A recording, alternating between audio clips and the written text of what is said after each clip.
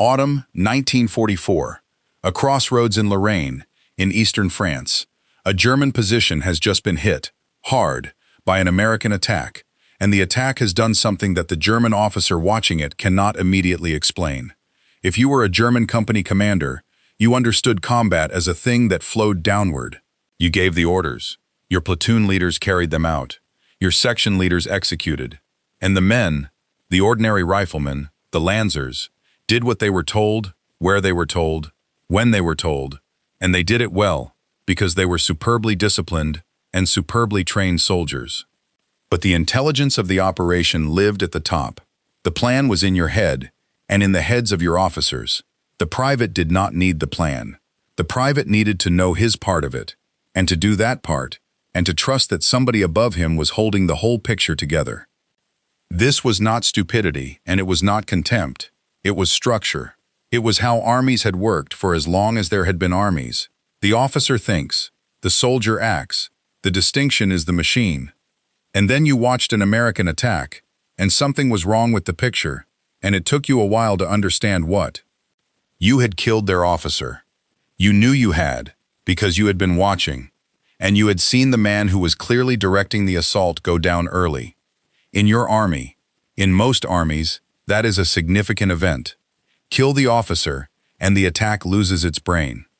It hesitates, it stalls, it waits for someone to sort out the confusion, for word to go back, for a new officer to come forward and reassert control.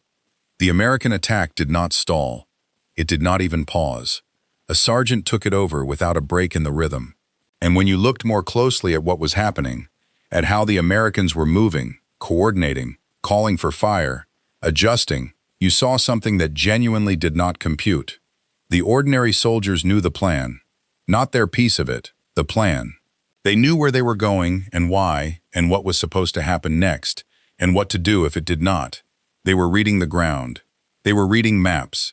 Ordinary enlisted men, privates, with maps, orienting themselves, making decisions, continuing the mission without waiting to be told. In your army, a map was an officer's instrument. It lived in the officer's map case. It was a tool of command, and command was a thing that belonged to a particular class of men who had been selected and trained and set apart precisely so that they could hold the picture that the ordinary soldier did not need to hold. And here was an American private, with the officer dead, looking at a map and deciding what to do next. The conclusion a German officer reached was, at first, dismissive. The Americans, he thought, are disorganized. They have no proper command structure. Everyone does as he pleases. It is amateurish. It is chaos with good equipment. He was wrong. It was the opposite of chaos. It was a completely different, and in the specific conditions of that war, superior theory of how an army should think. And it went all the way down to a decision the United States had made about its own ordinary citizens long before the war began. This is not a story about maps. This is a forensic audit of where an army keeps its intelligence. At the top, in a few trained heads, or distributed all the way down to the private in the mud, and of what happens to each kind of army when the shooting starts and the officers begin to die. Because the officers always begin to die. And only one of these two armies had built itself to keep functioning when they did. Part 1. The German Calculus. We have to be careful here, because there is a famous German idea that seems, at first glance, to contradict this entire story, and we have to deal with it honestly or the whole thing falls apart. The idea is Auftragstaktik, mission command. And it is real, and it was brilliant, and the German army genuinely practiced it. Auftragstaktik was the principle that a commander tells his subordinate what to achieve, the objective, the intent, and then leaves the subordinate free to work out how to achieve it. You do not micromanage. You do not dictate the method. You state the goal, and you trust the man below you to use his judgment and his initiative to reach it. It was, and is, one of the most admired concepts in the history of military thought. Armies all over the world spent the second half of the 20th century trying to learn it from the Germans. It was a real source of German tactical superiority, especially early in the war, and this channel has said so more than once. So how can I stand here and tell you that the German army kept its intelligence at the top, and the American army pushed it down, when the Germans literally invented the doctrine of pushing initiative downward. Here is the answer, and it is the crux of the whole thing. Auftragstaktik pushed initiative down to the officer, and it stopped there. The German system trusted the lieutenant. It trusted the sergeant, the experienced Feldwebel, the seasoned NCO. It pushed decision-making down to the level of the small unit leader, and at that level it was genuinely superb, more flexible, more responsive, faster than its opponents. But the ordinary soldier, the private, the man at the very bottom, he was still, fundamentally, an instrument. Auftragstaktik freed the leader to think. It did not turn the follower into a thinker. The brilliance was concentrated in the officer and NCO corps, and that corps was, in a sense, the crown jewel of the entire German military system. Its quality was the thing that made the German army so dangerous. And that is exactly the vulnerability.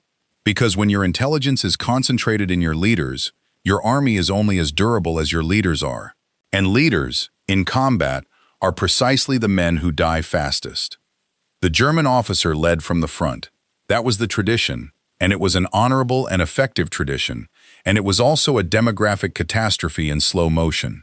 German junior officers and NCOs suffered appalling casualty rates because they were the ones out front, making the decisions, holding the picture, exposing themselves in order to lead.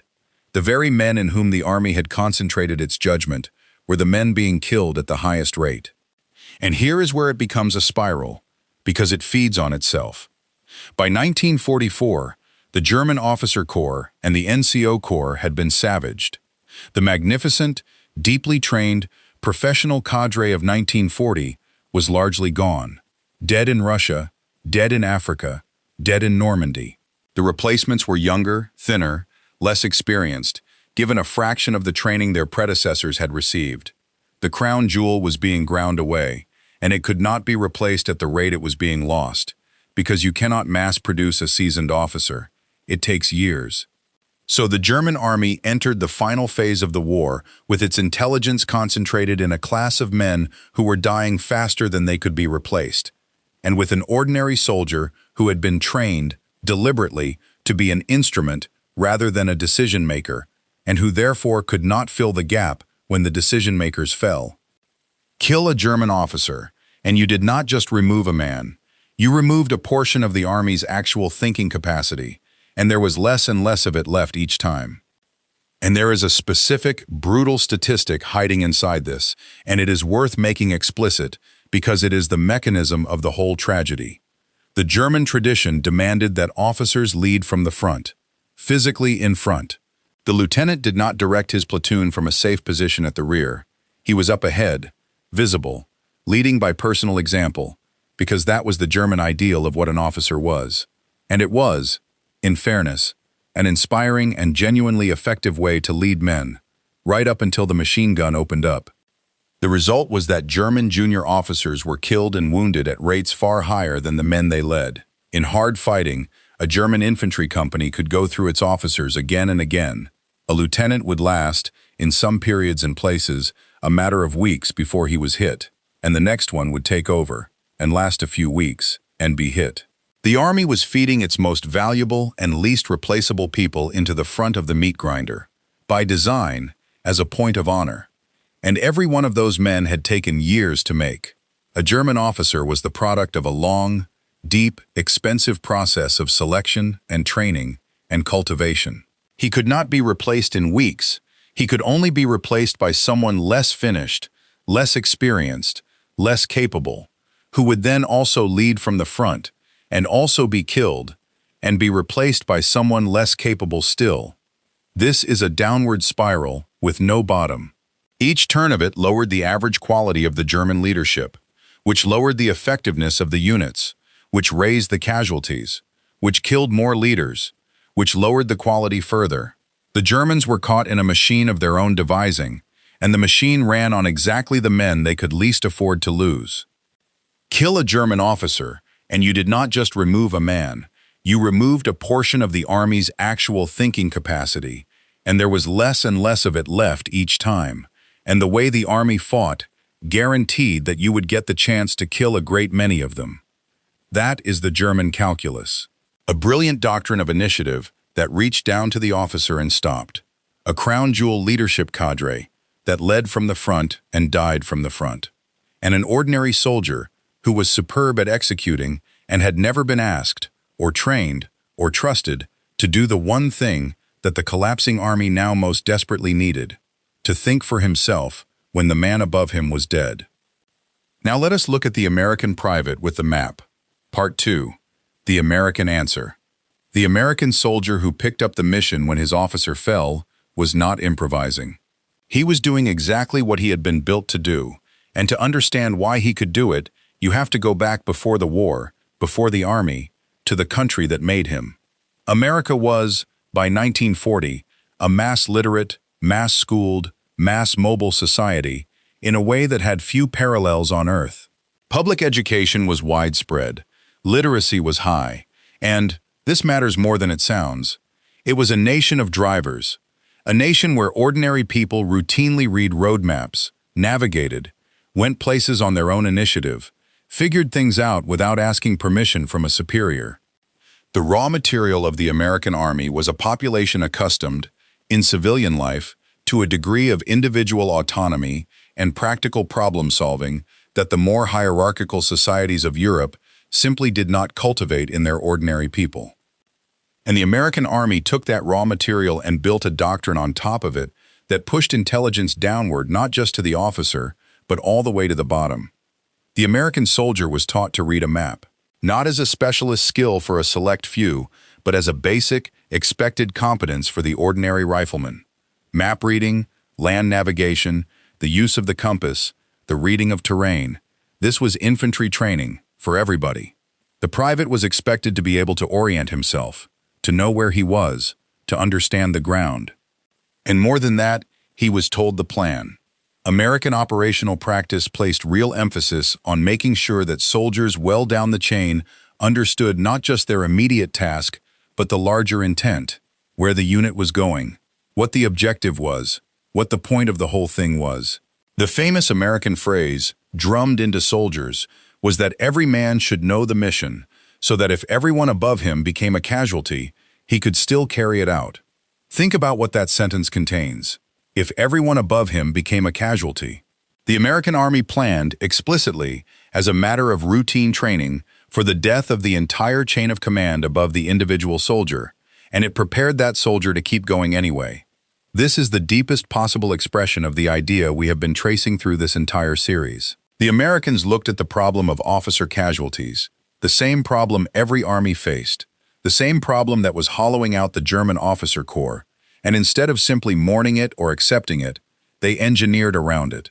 If the officers are going to die, they reasoned, then the army must not keep all its intelligence in the officers. It must distribute that intelligence downward, spread it through the whole mass of the force, so that killing the officer does not kill the plan, because the plan is not only in the officer's head, it is in the sergeant's head, and the corporal's head, and the private's head, all the way down.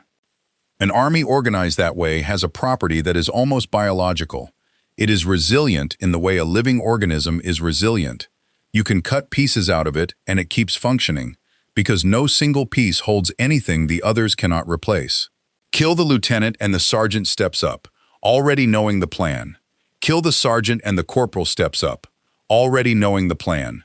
Kill the corporal and a private who has been reading the same map and hearing the same briefing, picks it up and keeps moving. The German army was a magnificent sword with a brilliant edge, and if you chipped the edge, the sword was diminished. The American army was something more like a net. Cut any strand and the net still holds, because the load is distributed across all of it. And there is a beautiful, telling detail in how the Americans handled their own version of mission command. They had one, they called it, in effect, knowing the commander's intent, and it was, in its own way, as sophisticated as Auftragstaktik. But the American version was aimed lower. It was not just about freeing the officer to use his judgment. It was about making sure that the intent had penetrated so far down the chain that the organization could survive the loss of its leadership at almost any level. The Germans built brilliance and concentrated it. The Americans built competence and distributed it. And competence, distributed across a whole army, is more durable under fire than brilliance concentrated in a few. Because fire, above all things, seeks out and destroys exactly the few in whom brilliance has been concentrated. And I want to give you one concrete image that holds the whole difference, because it is almost too perfect. The map case. In the German army, the map was, quite literally, an item of officer's equipment. The Kartentasche, the map case, was part of an officer's kit, worn on the belt, a mark of the man who held the picture. The ordinary soldier did not carry a map, did not expect to carry a map, and in many cases had never been taught to read one to any real standard, because it was simply not his function. The map belonged to the man who did the thinking, and the whole visual language of the German army reinforced the distinction. The officer with his map case and his binoculars and his map board, and the soldier with his rifle and his orders. In the American army, the map was becoming something closer to common property. Maps were pushed down the chain. Non-commissioned officers routinely had them. Soldiers were trained to read them as a matter of course. The knowledge that lived, in the German army, inside a leather case on an officer's hip, was, in the American army, deliberately smeared across the whole formation, put into as many heads as possible, on the explicit theory that you never know which heads will still be attached and thinking an hour from now.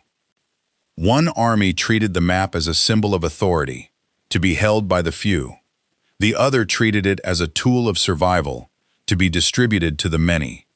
And when the officer went down, the difference between those two philosophies was the difference between an attack that stalled and an attack that did not even break stride. And competence, distributed across a whole army, is more durable under fire than brilliance concentrated in a few. Because fire, above all things, seeks out and destroys exactly the few in whom brilliance has been concentrated. Part 3. The River of Steel. You cannot distribute intelligence across an entire army for free. It costs something, and what it costs is training. Enormous, expensive, industrial-scale training. And this is where the American system connects back to everything else in this series. Because the Americans trained their soldiers the way they built their tanks and their fuel and their penicillin. At scale, systematically, as an industrial process. The American army built a training establishment of a size that beggars belief. Vast camps, millions of men put through structured programs. Standardized training, delivered by the manual, to a common standard, so that a rifleman trained in one camp knew fundamentally the same things as a rifleman trained in another, could slot into any unit, and would arrive with the same baseline of skills, including the ability to read a map, to navigate, to understand a mission.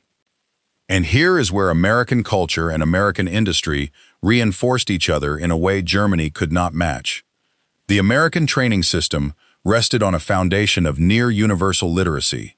You can hand a literate man a manual, a map, a field guide, and he can absorb standardized knowledge on his own.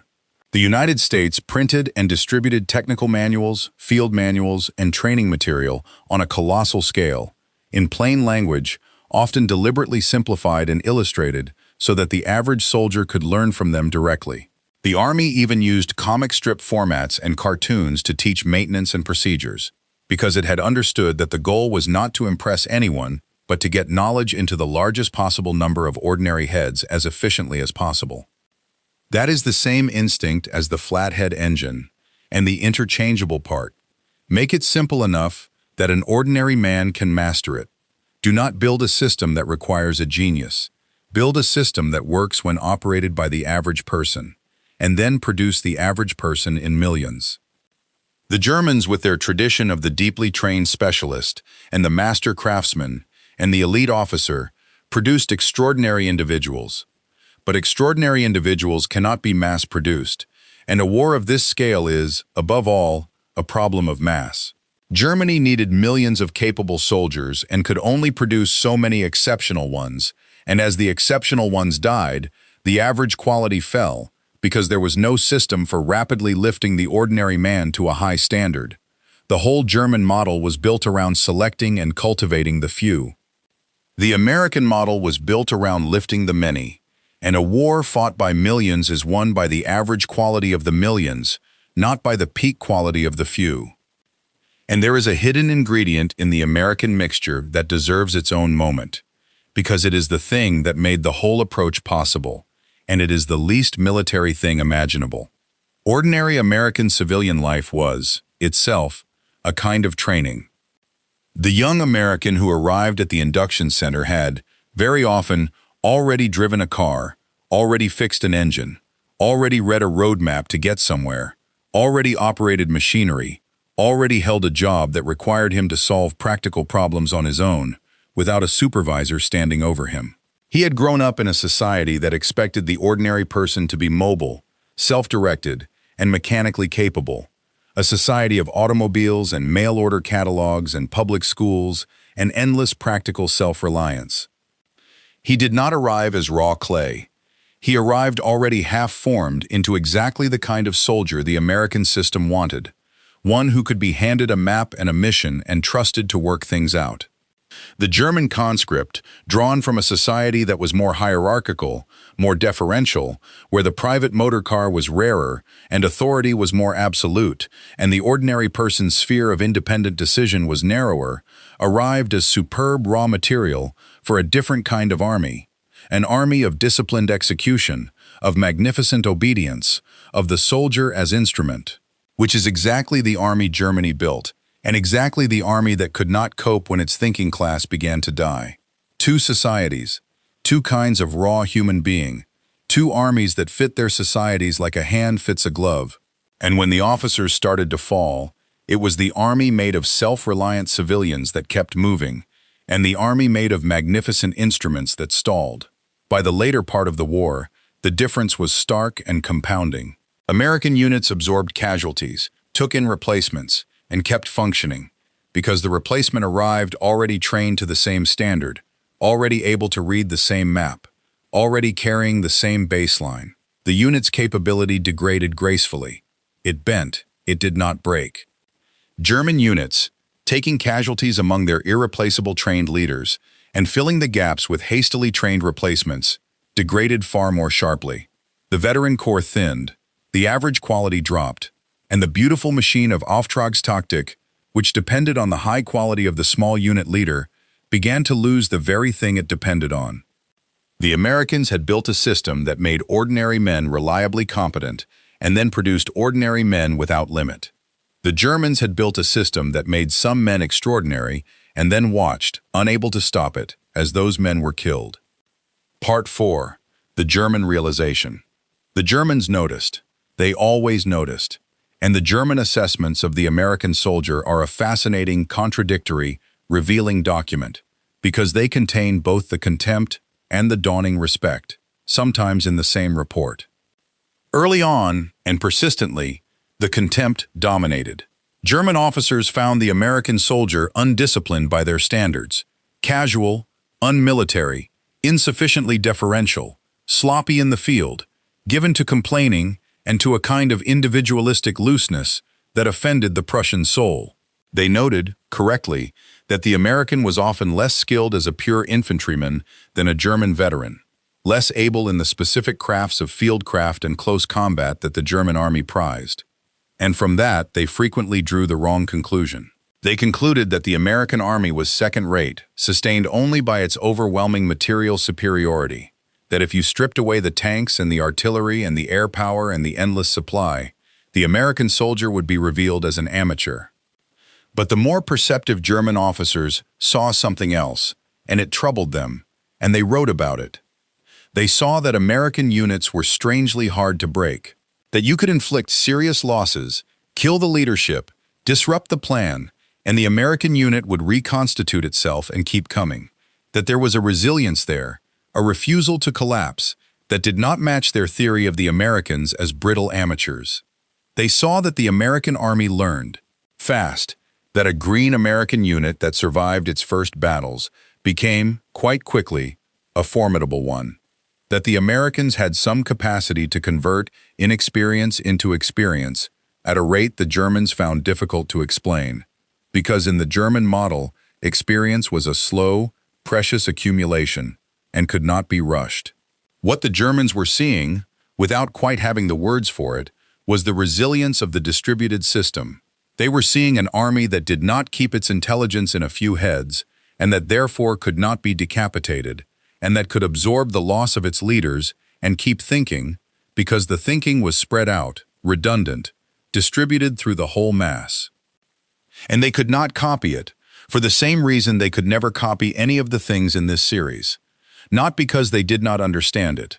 Some of them understood it perfectly well, but because it was not a technique you could adopt in the middle of a war. It grew out of a whole society, out of mass literacy, out of mass education, out of a civilian culture of individual autonomy and practical self-reliance, out of an industrial approach to training, out of a fundamental decision about whether the ordinary man was an instrument or an agent. The German army could not decide, in 1944, to have been a mass-literate egalitarian society for the previous 50 years. The American advantage was baked in at a level far below doctrine. It was in the country itself. And so the German officer, watching an American private read a map and take over a stalled attack, was looking at something he could admire and fear and analyze, but never reproduce, because to reproduce it, he would have had to reproduce America, and he had, at most, a few weeks and a rifle and a place in the line. If your father, your grandfather, or your uncle was one of those ordinary soldiers, a private, a corporal, a sergeant who found himself suddenly in command when the officers went down and simply carried on because he knew the mission, I would be grateful to hear his name and his unit in the comments. The men who stepped up without being told are almost never named in the histories. They are mostly gone now. What remains are the stories their families carry. Those stories belong in the record. Part 5. The Verdict. 1945. The war is over, and the long argument begins about why. The argument that still runs today, and that still, very often, gets the answer wrong. The popular answer is material. The Americans simply had more. More tanks, more guns, more aircraft, more fuel, more everything. And they buried the Germans under the sheer weight of production. And that is true. And this channel has spent episode after episode showing exactly how true it is. But underneath the material there was something else, something harder to see and, in the end, just as decisive. There was a difference in where the two armies kept their minds. Germany kept its mind at the top. In the officer, the NCO, the trained specialist, the elite few. It was a magnificent arrangement, and it produced an army of terrifying tactical quality, and it had one fatal property.